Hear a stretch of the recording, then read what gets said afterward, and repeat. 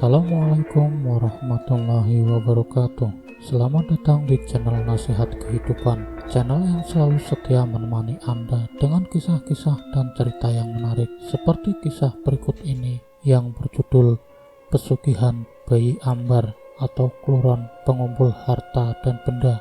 Janin yang meninggal dalam kandungan dipercaya sebagian orang masih bisa tumbuh layaknya anak manusia, hanya saja alamnya lain. Benarkah?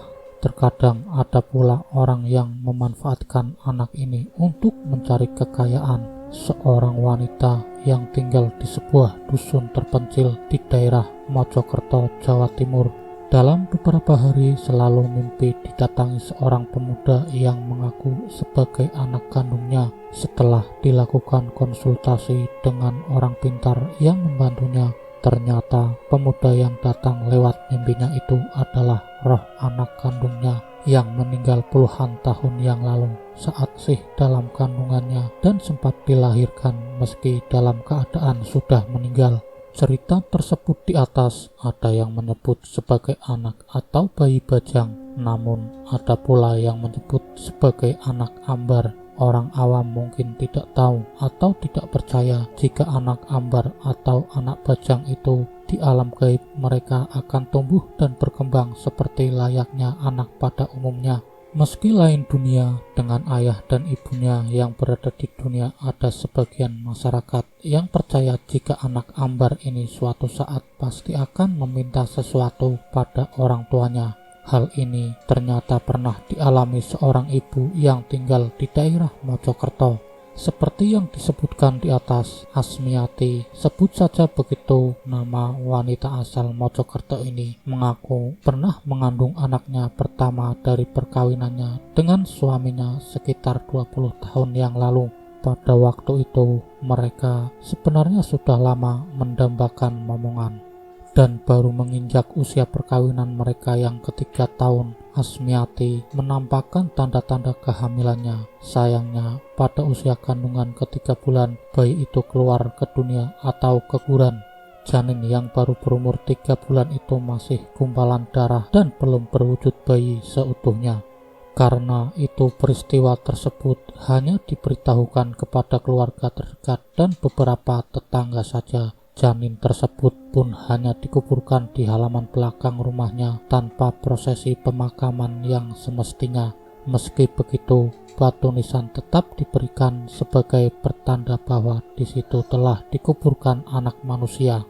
Lambat laun, kuburan bayi itu pun hilang ditelan waktu. Begitu pula batu nisannya yang hanya terbuat dari kayu, sampai akhirnya benar-benar tidak terlihat sama sekali.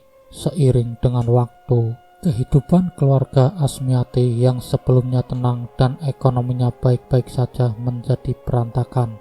Suaminya sempat dipecat dari tempat kerjanya. Setelah itu mereka melakukan usaha wira swasta, namun tidak juga berhasil, sampai akhirnya benar-benar bangkrut. Bahkan Asmiati yang sempat hamil itu selanjutnya tidak lagi menampakkan tanda-tanda akan punya anak lagi. Melihat kehidupan keluarganya yang terus-menerus dilanda masalah, Asmiati dan suaminya pun berkonsultasi pada orang yang dianggap pintar dalam hal-hal supranatural. Sampai akhirnya ia diberi petunjuk untuk kembali merawat makam bayi yang pernah dilahirkannya dalam keadaan sudah meninggal dulu.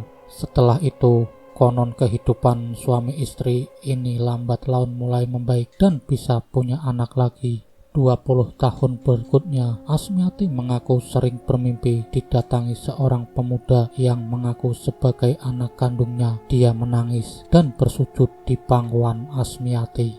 Dalam pertemuan dua dimensi itu, pemuda itu ternyata di alam sana belum dikasih nama. Ia minta diberi nama. Juga ada permintaan yang lain, yakni minta dibelikan baju dan celana baru. Mulanya hal itu tidak diperhatikan dan dianggap sebagai bunga tidur saja oleh Asmiati dan suaminya.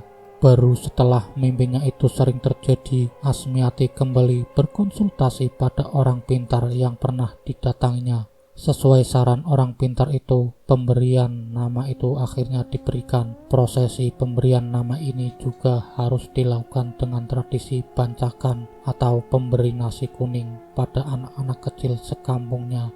Permintaan pakaian dan celana juga dikabulkan dengan cara ditaruh di kuburannya. Anak Ambar itu baru lepas sama sekali dan tidak pernah mengganggu kehidupan keluarganya yang di dunia setelah permintaannya yang terakhir, yakni minta dikawinkan dengan seorang wanita cantik yang ternyata adalah sama-sama anak Ambar seperti dirinya. Tidak ingin terjadi hal-hal seperti sebelumnya. Keluarga Asmiati pun mengabulkan keinginan anak bajangnya itu, meski prosesi perkawinannya hanya diketahui beberapa orang dekatnya, termasuk orang pintar yang sudah menjadi guru spiritual orang tuanya. Cerita yang hampir sama pernah juga menimpa sebuah keluarga yang tinggal di Jakarta. Bahkan karena merasa tidak pernah dirawat oleh orang tuanya, anak Ambar ini sempat merusak usaha catering orang tuanya. Dia membuat ulah agar rezeki yang mengalir dari usaha catering ibunya itu macet. Pelanggan orang tuanya yang sebelumnya ramai menjadi sepi. Konon hal itu karena dikacaukan anak Ambarnya yang tidak diperhatikan lagi di alamnya. Bahkan saat anak itu minta dibelikan cincin untuk tunangan, orang tuanya tidak mengabulkannya. Beruntung keluarga pengusaha bahan-bahan bangunan ini mempunyai orang tua yang mengerti soal-soal seperti itu, dan setelah dibelikan cincin sepasang dan pada malam yang telah dihitung untuk memilih hari baik, cincin itu dikuburkan di nisannya. Selanjutnya teror anak Ambar itu tidak terjadi lagi. Seorang paranormal yang tinggal di Mojokerto menjelaskan bahwa anak Ambar di alam sana juga tumbuh seperti manusia, bahkan juga menikah. Mereka membentuk komunitas tersendiri, pisah dengan alam jin dan alam arwah. Anak Ambar baru benar-benar lepas setelah mereka membentuk keluarga sendiri. Seperti di dunia, seorang anak baru dianggap bisa mandiri setelah mereka berkeluarga. Mengenai anak bajang atau anak Ambar sebenarnya bukan hal yang baru di negeri ini. Sebuah surat kabar Melayu Cina pada 1940-an bahkan pernah menulis cerita mengenai anak Ambar.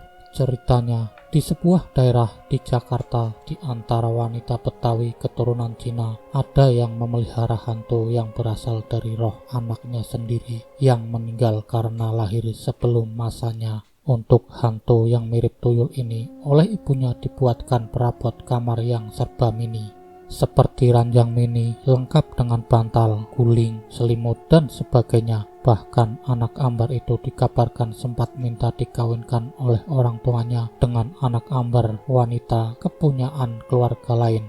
Keinginan untuk menikahi kekasihnya itu diberitahukan kepada ibunya melalui mimpi. Pada mulanya, anak Ambar itu sempat mengamuk dengan merusak perabotan rumah karena keinginannya itu tidak dikabulkan orang tuanya. Karena keanehan terus-menerus terjadi di rumah itu, akhirnya permintaan yang ganjil itu pun dikabulkan.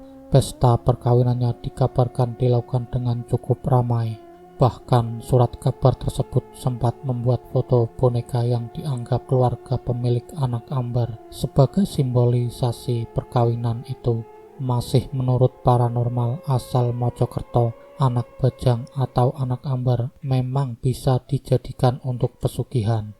Ia bisa diperintah untuk mengambil harta benda milik orang lain mirip tuyul. Namun, meski begitu, tidak semudah membalikan telapak tangan. Lelaku dan prosesi ritualnya, jika salah bahkan bisa fatal akibatnya, jelasnya tanpa menyebut akibat fatal yang bagaimana. Tidak semua orang yang bisa melakukannya, dan orang yang bisa melakukan pesugihan anak Ambar biasanya meminta bantuan seorang dukun. Tapi meski anak Ambar bisa dipelihara untuk pesugihan, bukan berarti melakukan ini tidak ada resikonya. Wong anak di alam dunia saja terkadang orang tua sulit mengaturnya, apalagi di alam sana tanpa bisa melihat sepak terjangnya, tentu lebih tidak terkontrol lagi. Sebab itu orang yang mau melakukan pesugihan anak Ambar harus memikirkan resikonya. Begitulah sahabat nasihat kehidupan, kisah singkat pesugihan bayi Ambar atau Kluron, pengumpul harta dan benda. Wassalamualaikum warahmatullahi wabarakatuh.